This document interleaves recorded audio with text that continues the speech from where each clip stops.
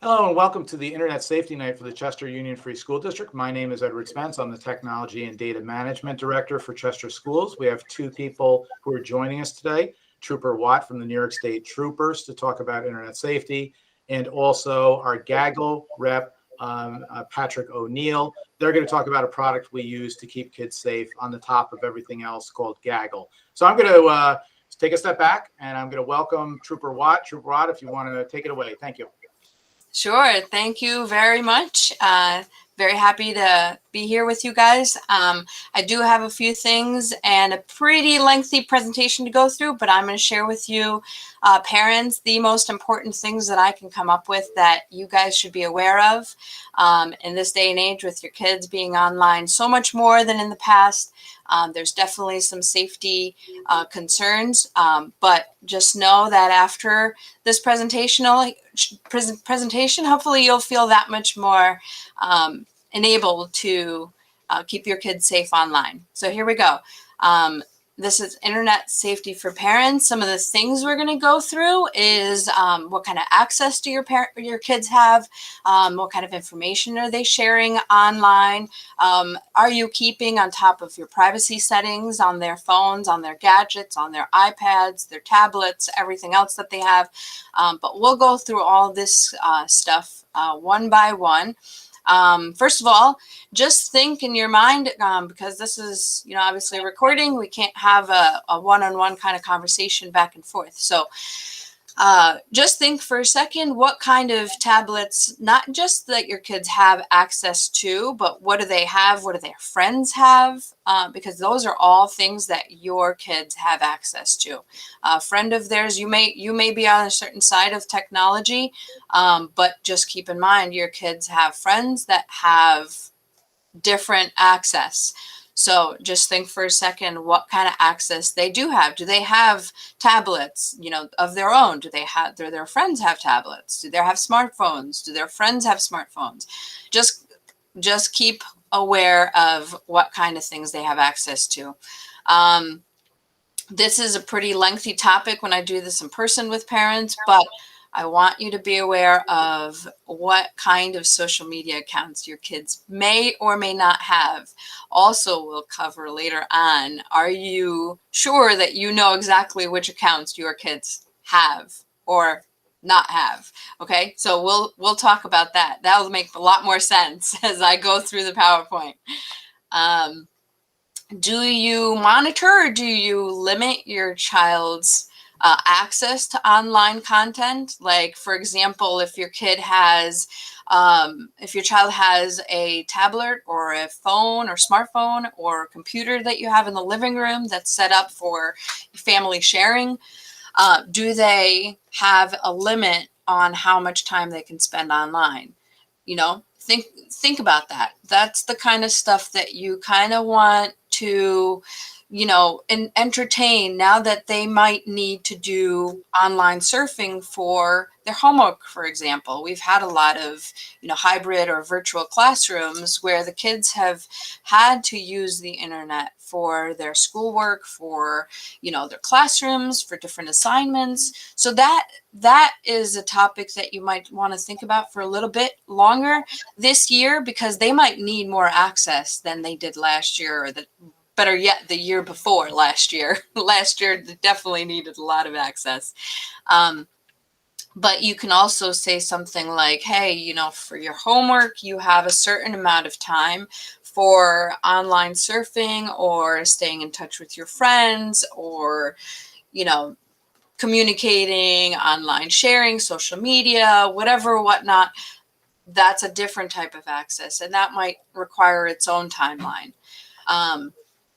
Do the kids have privacy online?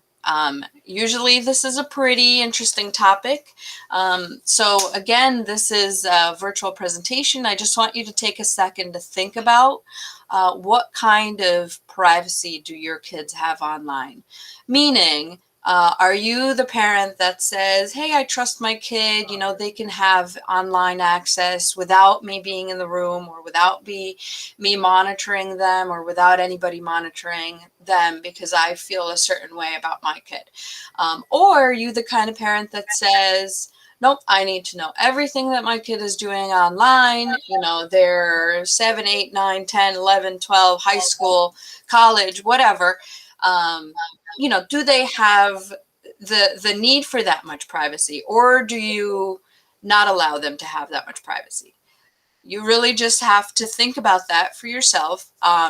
My recommendation is, if they're a minor, they do not require privacy online. You, as the parent or the guardian, are in charge of their safety. You are, the person that is intended to keep them away from as much of the possible dangers in the world as you can. And with that said, my feeling here is they don't need as much privacy as they might want, or as you might think that they need. So just think about it. That's really the best that I can offer on that topic. And we'll talk more about that as we keep going too. What kind of information does your child share online? I do these presentations, the social media and internet safety presentations, with kids, and I do them with different ages, like different aged students. So I do them in elementary schools and middle schools, high school kids, and they have one common thread. I'll actually show you the slide that's appropriate here. They have a tendency to tell me that they want a public profile.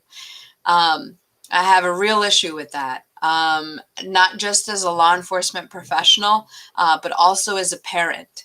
I have a real issue with kids having public profiles because, as you might know, having a public profile means they have an open profile for anybody that is on the internet anywhere to be able to see and follow and monitor and download the content from their pages and whatnot. So my encouragement there is always make sure your kid has a private profile. And you really have to stay on top of that, because these are the kinds of things that they like to share online. And they just might not be aware that these are dangerous pieces of information to share online if their profiles are public, meaning full name, dates of births, addresses. Used to be a thing, I know that I'm dating myself a little bit here, but used to be a thing that you used to attach, who this person is that you're a friend with online. Are they your mother, your father, your aunt, your cousin, so you would attach what these people were in your profile, and then anybody can look at that information and say, oh, I know their family members. I know these things. School names, anybody that is in the families of your children, anybody that needs to know what school your kids go to already knows. So they do not need to post that information online. Their hometowns, pictures of the house. So that's an interesting thing that I want to talk to a little bit more about. Pictures of the house, the inside of the house, the outside of the house, the lawn, the dog, the pet, the fireplace, the flowers in the backyard. Those pictures that they post online, I'm going to share this next slide here. Those pictures that they post online can contain what's called a geolocation code. So it contains the actual information embedded into that picture that has the GPS coordinates for the location that picture was taken. I'll say that a little differently. So if you're in the backyard and you're taking a picture of your roses, your beautiful roses that you have in your garden, and you post that picture online, that picture can actually contain the address of your house and where those flowers are located in real life. So keep that in mind. There's a little bit more technology that happens for that to happen. Location services has to be on. For example, if you would take a picture with your phone, location services is on. Hence why it grabs the GPS location for every photo that you take and post. So if your kids are taking photos with their cell phones, with their tablets, and they have location services on, those photos are now going to be uploaded online, and anybody that has access to their accounts, their Instagrams, their Snapchats, their TikToks, their whatever accounts, they would have the ability to take the address right from that photo, the innocent photo of the flowers in the backyard. So again, something to be aware of if your kids are posting photos online.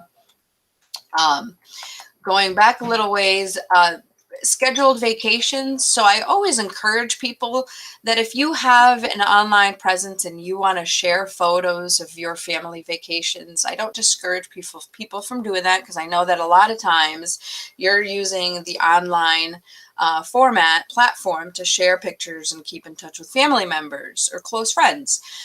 So I don't discourage that. I just discourage posting the photos while you're on the vacation that you're on and not in your house.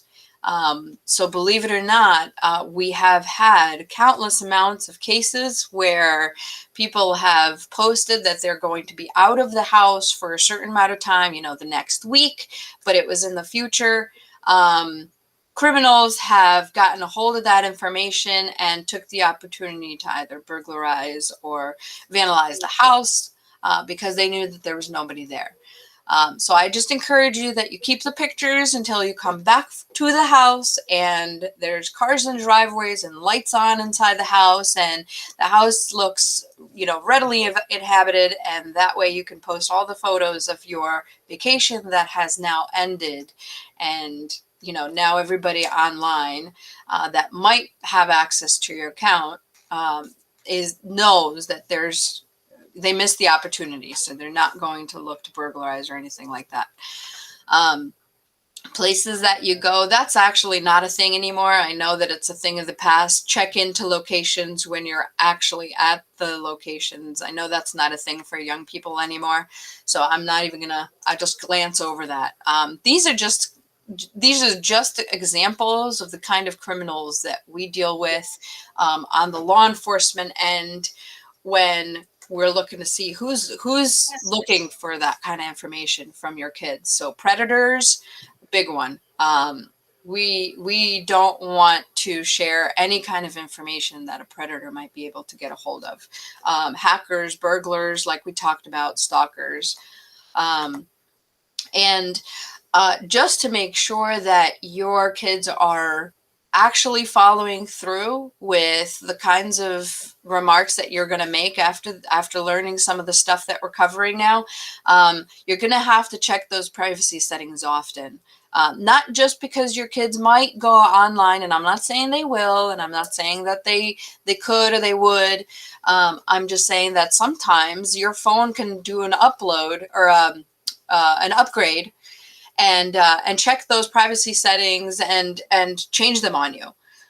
So that has happened to me, actually. I had an upgrade on my phone, and all of a sudden I figured out that my privacy settings on some of my profiles are totally different.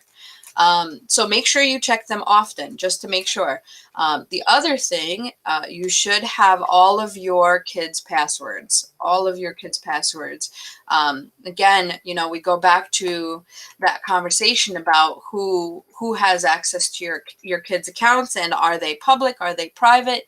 If they are private and you want to keep it that way and you want to maintain that sense, not complete security because it's still an online presence, still an online profile, but at the very least, you can know that their accounts are as private as they could be, and you ensure that that's true, and you check on that often.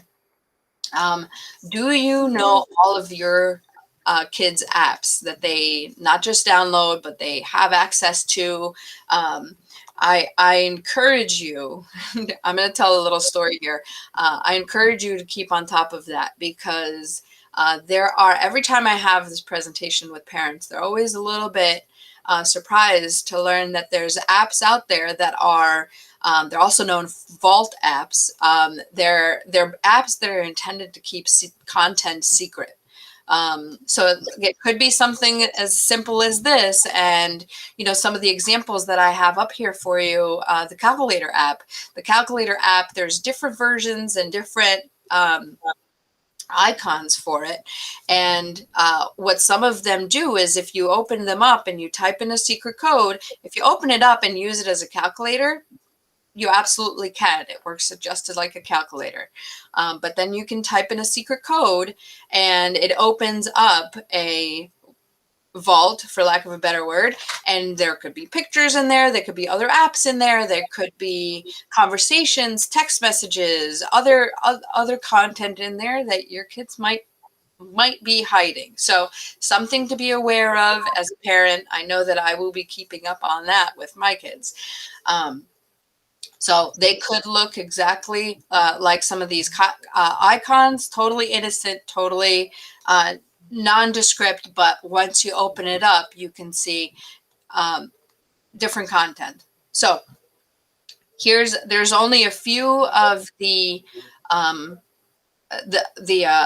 accounts that I want to go through. One of them is TikTok. TikTok has this great ability to get our kids involved in all sorts of things. If you know anything about the dances, or depending on how old the kids are, they have challenges that most of the time are pretty innocent. So I am not here to say that your kids have to stay off of TikTok, because I know that it's a very big social engagement for a lot of kids. So and they feel more inclined to do it because their friends are doing it. So they make little videos, and most of the time they're innocent. However, sometimes TikTok puts on challenges, and the ice bucket challenge, there's all sorts of challenges. We had a challenge where we saw it where you get on the thruway and you drive as fast as you can and see if you can outrun the police. That was actually a challenge. So make sure that you are aware of the challenges that your kids are getting involved in, and make sure that they are safe, because some of them are not. Some of them are not safe, and you really have to be aware of the challenges that your kids are doing. And you should be the person to make the ultimate decision whether it's okay for them to take part in those challenges or not. So that's what I want to say about TikTok. Instagram has one thing that I want to mention. Instagram has a function where you can open a second account underneath or inside the original account. So as a parent, you can open up your child's Instagram and say, I can see everything that my kid is doing on Instagram, because you can. And that's their main account. However, if you click on a few things, and you can look this up, I have a picture of it on the side here, but you can also look it up on the internet, how to open up their secret account, their Finstagram is what they call it, or fake Instagram. Open that up and see if they are still being the same, sharing the same content in that account as well. Most kids don't actually happen to know about this, which is great. But I fear that the knowledge of this function is growing. So they may or may not get to know about it at some point, or some of the older kids might know about it if they have siblings, or if they have, friends of theirs that are older. So just keep it in mind. Snapchat, I myself am not a big fan of Snapchat, but I know that a lot of kids have Snapchat accounts. Here's what I want you to be aware of as a parent. When it comes to Snapchat, you don't want your kids to hang out with anybody that you don't know. In the olden days, you used to be able to ask your kids, well, whose house are you going to? Who are you going to hang out with? Who are their parents? Who are their friends? Who else is in this house that I need to know about? And you used to be able to ask your kids those questions. Now, the kids are hanging out in in all of these accounts, all of these social platforms. And you should have the same vigilance as a parent for who they're talking to online.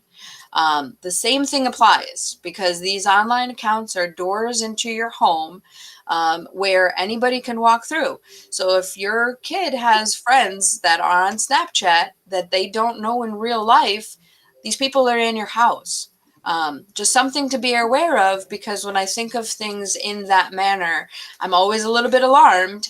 And even for the people that I know that have friends on Snapchat, I always ask, hey, are these people that you know in real life, or are they just people that are online that you don't actually know? Are they people that are pretending to be someone else? Are they using, made up information? So all things you should be aware of. That is the biggest thing I want to say about Snapchat. Snapchat used to not be so easy as a law enforcement agency to get content back from, meaning it would disappear, and they would pride themselves on this content disappearing, and them not holding on to it. However, in recent times, they have become more compliant, for lack of a better word, with law enforcement agencies, for us to see if there is criminal activity happening. They hold on to those snaps now for law enforcement. So something that your kids should know, sending threats or making comments on Snapchat doesn't mean that they're actually going to go away. If you know the app, that's what it does. You can post something for 5 seconds, 10 seconds, and then it says that it goes away. It disappears. Nowadays, not so much. So it can be gotten back if needed for evidentiary purposes. Snapchat also has a few functions that I'm always alarmed by. Outside of what I already said about Snapchat, they have something called ghost mode, which is actually not a bad thing. Ghost mode allows you to see where your friends are in the app, their physical location. For example, if you have friends in the school that are your buddies on Snapchat, you can see, which part of the building are they in, or are they outside on the playground, wherever. They do location updates, so they track you. If you have location services on for Snapchat, they track you as you move around in your environment. They do request the location, so you would have to say yes, and that could be as simple of a conversation with your child as that. If these applications are asking you for your location, you have to say no. That is, you do not have permission to allow these apps to share your location or give them your location. Just to recap some of the things that we talked about, I know that there was a lot of content. You have to approve if you want to know what your kids are doing online. I'll give another example. Back in the day, you used to take your kids to the park, and you used to be able to see who's around and who's watching the kids, and who, may be a little questionable, standing in the corner by a tree or outside the fence, and you could walk away. If you didn't feel like you were in a safe area or a safe location, you could just take your kid and walk away. Take them home, go to a different park, whatever, whatnot. Nowadays, that park or that school is the online setting, and you don't know who's watching and who's being creepy by the tree or outside of the fence. So you cannot see those people, but I assure you they are there. They are there, and they are watching. So you have to keep those parameters safe for your kids to be able to play on the playground, so to speak. So you have to be able to, at least ensure that you know everything that they're going to do online, that they're doing online. If they have, an interest in doing something, they should feel, like they have to talk to you about it first, not just take the precedent and do it on their own. Check privacy settings often. We talked about that. You should talk to your kids because this is more of a two-way conversation. Some kids may think that, once you let them go online, they can go on anywhere online.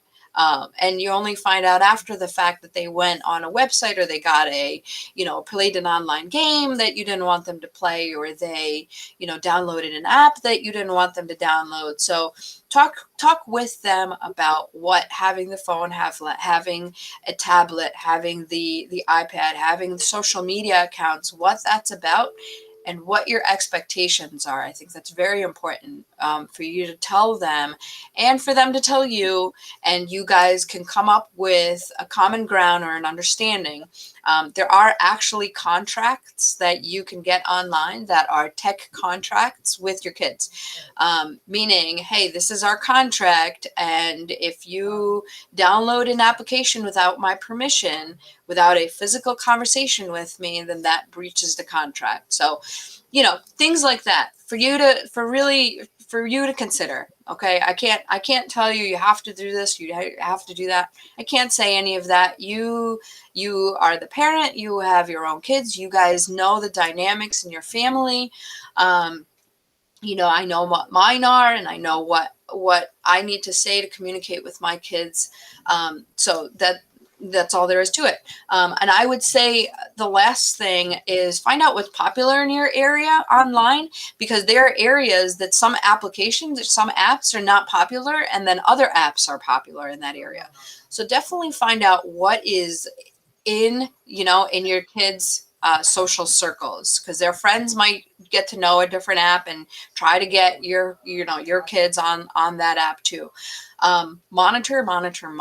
The biggest thing I could say is monitor. There are all sorts I have some examples here. There are all sorts of apps that are actually monitoring apps. If you type in your phone or your computer, parenting monitoring apps, you'll get a whole slew of them. They monitor everything from text messages to social media content to, what kind of pictures your kids take. They monitor everything, and they send all that data to you to be able to review and, make sure that your kids are following suit with what your contract is or what the conversation was that you had with them. So that is all I have. I hope you guys got something out of all the information that I shared. I appreciate the time to be here with you and share this stuff. And if you have any questions, of course, you can get back in contact with Mr. Ed Spence, and I can answer any questions you might have. All right. Thank you so much. Excellent. Thank you, Trooper Watt. That was fantastic. Just a couple quick points. If you want to look into any of those apps to monitor your children at home, you really want to look at a reputable publication like a PC Magazine, a PC World, and they regularly, compare and contrast, apps and their functionality and so forth. So that's a very good idea. If you have any technical questions on anything that Trooper Watt said, please reach out to the tech team with a help desk ticket. We can help you. And I believe it's okay to share Trooper Watt's contact information once this video has been reviewed, and it'll be posted on Thursday. So speaking of monitoring, we're going to kind of shift gears a little bit. Understand that those apps, the great majority of those apps that Trooper Watt spoke about, are blocked for students, for Chester school students on our connection. We do not allow Snapchat or anything of that sort, following the Child Internet Protection Act, of course, of the 90s. But we also subscribe to an additional monitoring service for students called Gaggle. So I'm going to introduce you to Patrick O'Neill, and he's going to tell us a little bit about Gaggle. Yeah, well, first off, just want to thank Trooper Watt, and I took some notes throughout that. You said some things that really stuck with me, but kind of the overarching theme of your entire presentation is that it starts at home, right? It starts with the parents, and it starts with having those conversations. You're the first line of defense. You're who the student trusts and has that relationship with. And so all of the things that I'm going to spend talking about over the next 15, 20 minutes are things that happen once the student's in school, once they're in that environment provided to them by the school district. But all of these conversations, they have to start at home. The one other thing, it's funny, we often use the term digital playground when we're talking about the area that we monitor. And Trooper Watt's exactly right, is that this is their digital playground. This is where they're comfortable. I've got nephews ranging and nieces, but from 5 to 21 now, and even the older ones, it's where they spend all of their time communicating, hanging out, just doing what we did as kids outside in the park, right? That's where they're doing it. And so I think it's just really imperative to kind of look at it from that view and that perspective, is that we don't necessarily relate to them in that social setting, but it's how they relate to their peers. And this is where the conversations are happening. So I'm going to go ahead and share my screen. Oh, hold on one second.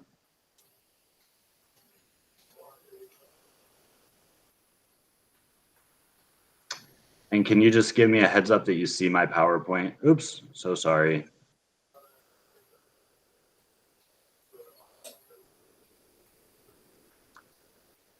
Are you seeing my PowerPoint, Ed?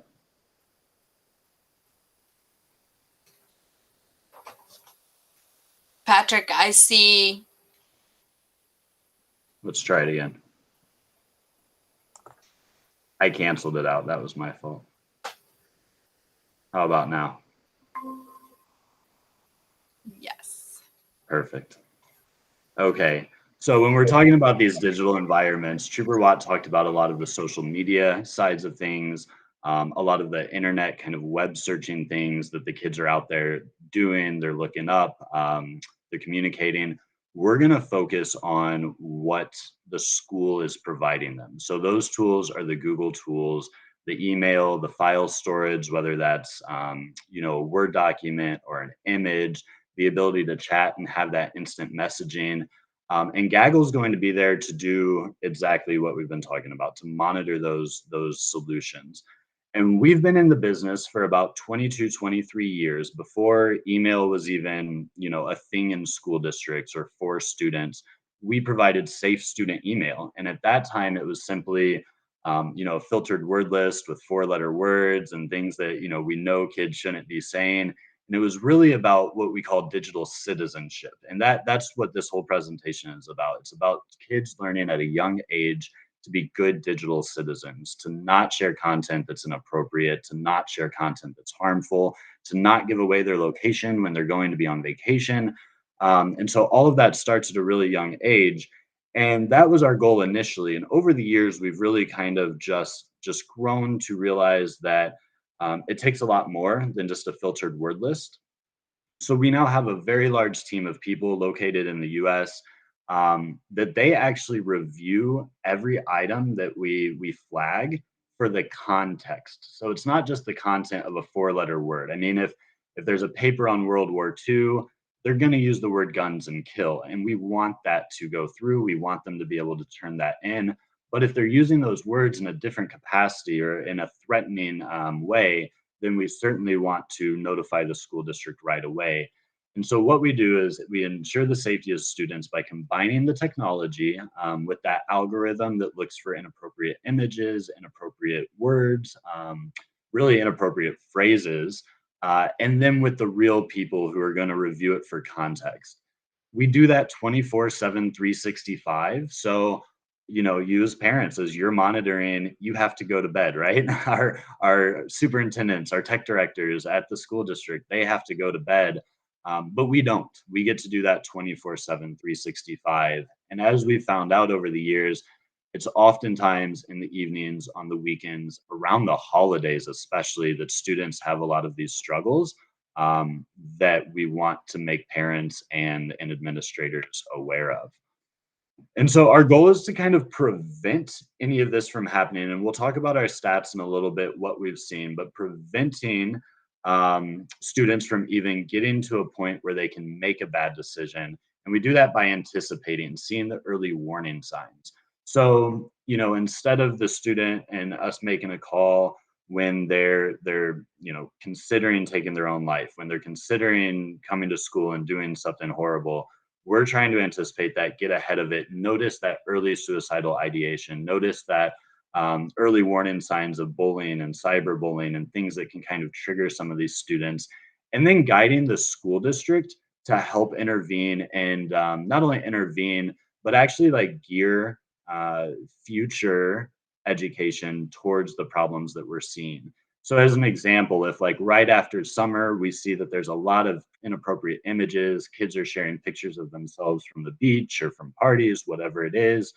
Maybe next year, that first week of school, we need to have an assembly and we need to talk about that. And so all of this data that we gather, the district has access to.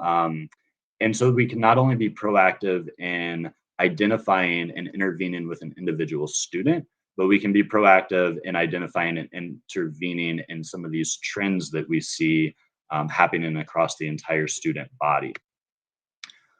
Why we're here, this is the main thing. We'll talk about a few different things that we look for. I'll tell a couple of stories, but suicide is the second leading cause of death among 10 to 19-year-olds. And again, while Trooper Watt was talking about all of the kind of harmful things that are out there on the web, our goal is to really focus on the student-generated content. So we want to know what the students are saying to their friends. We want to know what the students are saying in their journals. And to the point of privacy, it's just that there simply isn't an expectation of privacy in these environments. Now, I would challenge Trooper Watt just the slightest bit on the expectation of privacy for the 13 to 18-year-olds online. I think she made the point that as a parent, it's really up to you to make that decision of that line between limiting, monitoring, what's going to keep that trust with your student. But the environments that we're looking at, they are provided by the school district. And the school district has an acceptable use policy that you sign as a parent and your student signs that says there's not an expectation of privacy. And again, this isn't meant to be punitive in any way. It goes back to that digital citizenship that we want to be able to use these as learning experiences. We want students to understand that by the time they get to post high school, when they're going to college, when they're starting in the workforce, whatever that case may be, that they know how to treat these accounts professionally, because corporations absolutely monitor, colleges absolutely monitor. And so we want to really be able to give them those teaching opportunities now. So these stats are kind of redundant, but I think that the important one for us is that 4 out of 5 teens who attempt suicide give clear warning signs. A step further in that, 4 out of 5 of those that give warning signs, they do it online in a digital space. While that could still be their Snapchats and their Facebooks and their Instagrams, a shocking amount of that is happening in these school provided environments. I think personally that it's because we give it to them at such a young age anymore. They grow up with these accounts. They're comfortable with these accounts. It's their natural kind of just inherent place to go when they're deciding to write in that journal or send a friend an email or an instant message. For the older students, it may happen much more on the phones, but in that elementary, middle school, even the high school age, they've had these accounts. It's what they are on 5 days a week, if not 7 days a week, because of school. And so we are able to really see a lot of that content come in, and we'll take a look at that in a minute. The way it works is we start by analyzing that content with that algorithm. So that algorithm is looking for anything. I mean, any harmful language, like I said, bullying, suicide, violence towards others, threatening language like that, inappropriate images. It has an anti-pornography scanner. And so that's really looking for anything that could potentially be harmful. And I like to describe it as casting this really broad safety net, because it knows that we then have this expert review. So the content analysis, it gets to kind of play it better safe than sorry, because if it's wrong, then a real person's going to look at it and say, no problem, let it through, it's appropriate. But we don't ever want it to go the other way, where it's not catching things because it's trying to be too efficient, right? So we start with this broad safety net. We have a team of people that look at it for the context, and then rapid response. That's the key. And I'll share a story in just a moment. Typically, your school administrators are going to get an email, especially if it's a minor infraction or if it's not a time-sensitive concern. But if there is a live situation, whether that's again bringing a gun to school, a student taking their own life, we are going to pick up the phone and we're going to call, and we're going to call until we get a hold of somebody. And if we can't, that's when Trooper Watt gets involved, right, with a wellness check. But that happens, a few times a year across the entire country. Our emergency contacts are very, very good at knowing when Gaggle calls. If it's 2 o'clock on a Saturday morning, they've got to wake up. They've got to pick up the phone, and they've got to get the student taken care of.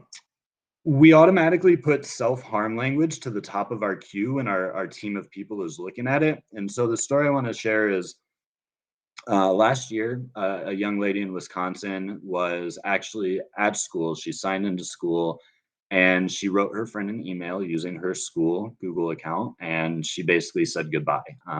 She said that she would strike down any bad boyfriends that her friend has in the future, but she just couldn't take it anymore and she was going to end her life.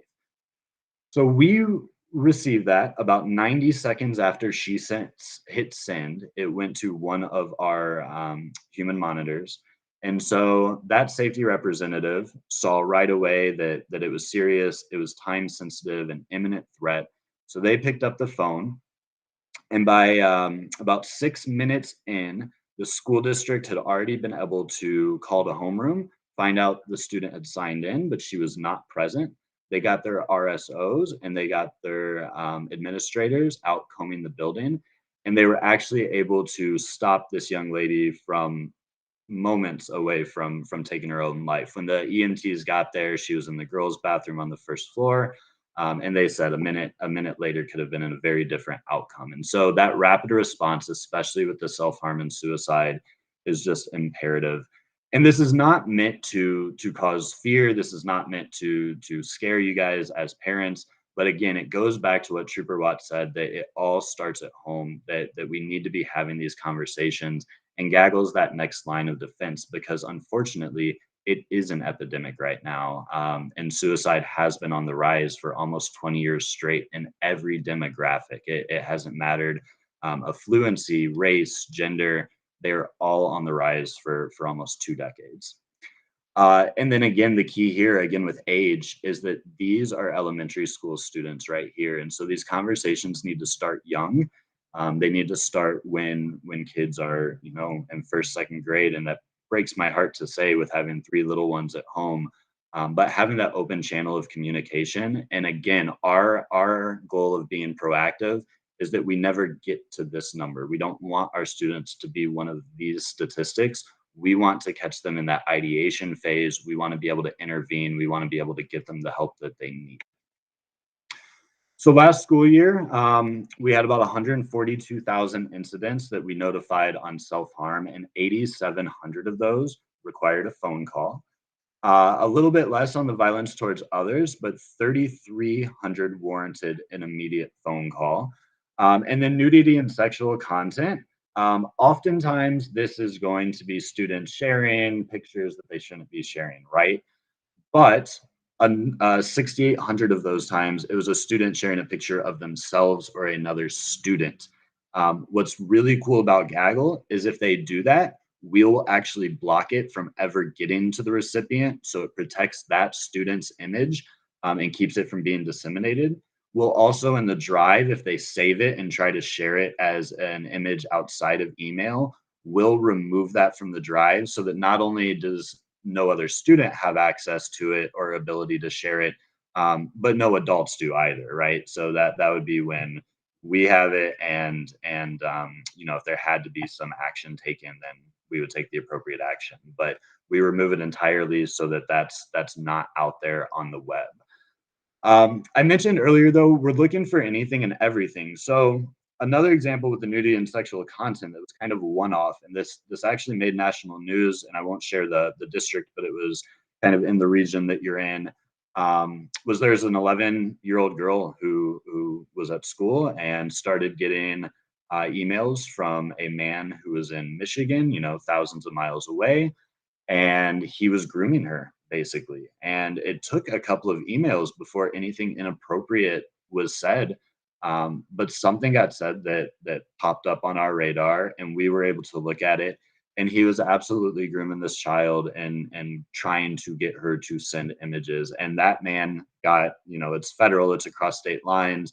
That man is now in prison, and that young lady not only never had the trauma of it happening, but she was protected from the trauma of even receiving those emails because we were able to block them. So she was none the wiser. No different than if a student takes a picture and sends it to another student, that other student would be none the wiser with Gaggle in place. So we're currently protecting about 5.2 million students. And I think the keys here, though, are we reviewed about 10 billion items of content. And I like showing that because, again, I know we're using Snapchat, I know we're using Instagram, I know we're using TikTok, but kids are still using these tools. And we talk to educators all the time that think, no, they're turning their homework in, they're not using it socially. And that's just not true. They are using these tools. And again, with the pandemic last year, giving them Chromebooks, giving them access at such a young age, that number is just growing at an alarming rate. What's nice about Gaggle is, again, 10 billion items. The ability for school districts to do that would be incredibly overwhelming, but we were able to kind of narrow that down to the 360,000 items that required district attention through that email or that phone call. And then lastly, just to kind of do an overview of what we've talked about, again, provide 2 levels of human review to analyze the content so that algorithm and then go into people that check each other and kind of audit each other. We look at the email, we look at the drive. One nice thing, and we kind of talked about this earlier in the presentation with Trooper Watt, but we're account-based. And so it doesn't matter if you're on vacation, if you're at a friend's house, if you're on your cousin's, iPad or your personal laptop, as long as it's happening in that school environment, that school provided environment, we're going to be able to monitor that. We do review the images. We actually review videos. So if they share inappropriate videos, we review those. And then also if they were to share an inappropriate link or an attachment, we'll look at that as well. And then I mentioned with the intercepting emails. And so I'm going to stop sharing there really quickly, but I do want to just go back briefly and take a look at my notes from Trooper Watt. So one thing is the predators. We talked about that is something that we've seen consistently over the years. And again, it goes back to that proactive. We're trying to get ahead of that before it ever turns into a traumatic situation. I don't have much more to say, but the limit versus monitor, again, I think that I just want to reiterate that when this starts at home, when these conversations are happening, you don't want to lose the students' trust. You don't want to have them hiding things. You don't want them out there downloading the calculator app, right? And so there has to be some sort of balance between we're monitoring. I love the idea of a contract. These are the expectations. They're what you need to do to kind of earn these rewards and earn these freedoms. But I think, the ability to monitor and look into some of those apps, we at Gaggle are always going to go to the school and let them do that intervention. We're going to let them be a part of that decision making, whether that's behavioral, whether that's getting them the help that they need. But those apps that are for parents, I think, are absolutely essential if you're going to try and keep your kids safe in their digital playgrounds. But that's all I have. So I appreciate the time. Excellent. Well, thank you, Patrick. Just a couple takeaways quickly. One thing is that we have Gaggle installed at Chester for students, not for faculty and staff, but for students, grades 3 through 12. So that will scan the email and it will scan any of the Google apps, the Google Docs, the Google Drive in Chester. That will do that in school or when they're home or anywhere with the Chester Chromebook. So that's number one. Our principals are set up 24/7. Gaggle has their cell phone numbers. So if there's any reports of issues, Mr. Flanagan would get a call, grades 6 through 12, 24/7. Ms. Bosch would get a call for the elementary schools, grades 3, 4, and 5. Those are the grades they've designated down there, 24/7. And that's really been very helpful. It's very important, again, for students to understand that, as Trooper Watt said, you have some public things and personal things. Well, the same thing is for email. Do not send personal emails or try to send personal emails from your school or, in the adult's case, a work email. We do block in Chester outside email addresses. So the only thing students can email is their teachers or fellow students or administrators. They cannot send or receive external email addresses in the Google account itself. And you know, students want to be very careful because we have had one or two students who've unfortunately taken home their Chromebook. They've connected their personal cell phone with a USB cable, and then it's done an automatic sync.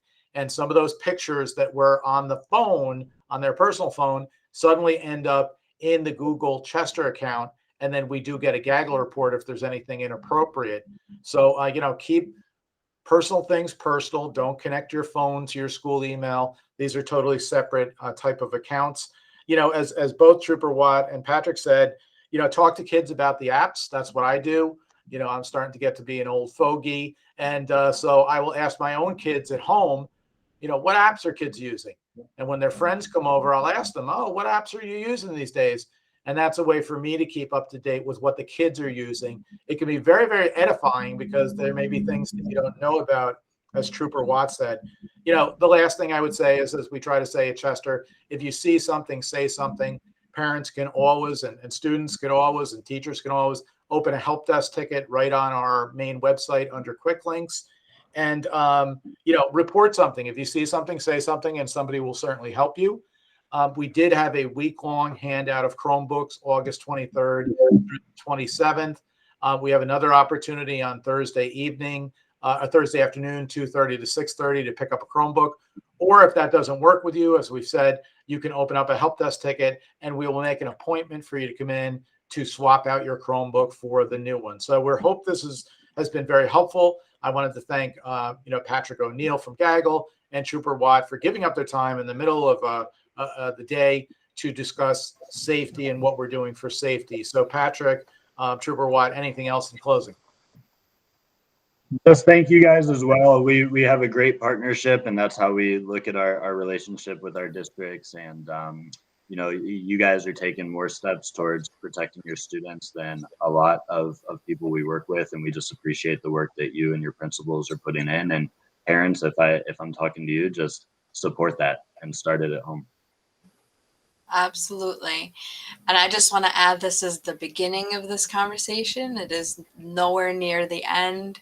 So as long as this conversation just continues with teachers, with administrators, with parents, with friends, and with, you know, kids amongst each other, just keeping this information at the forefront of their minds, I think we can really hopefully make a really, you know, positive impact toward moving forward in this digital world. And Trooper Watt, one question: how many districts or what region do you oversee for these kind of questions for schools? I see 5 counties worth of school districts, so I have hundreds. So fortunately or unfortunately, matter of perspective, this is not just a Chester thing. This is Right. our society today. Yes, absolutely. Absolutely. It is the world we live in, and especially after last year, spending so much more time online. And that world has really just compounded and you know, exponentially grown. So We've seen 300% increases in content pretty much across the board. yes. Excellent. And please, parents, remember about the help desk ticket. Also remember to take advantage of your school counselors for those social emotional issues, you know, that could be related to online learning or being on a computer. We really appreciate it. So I'm going to say thank you to Patrick for his time, to Trooper Watt. I'm going to stop the recording and go from there. So thank you for everybody who was able to join us. This will be posted online. Thank you both. Take care.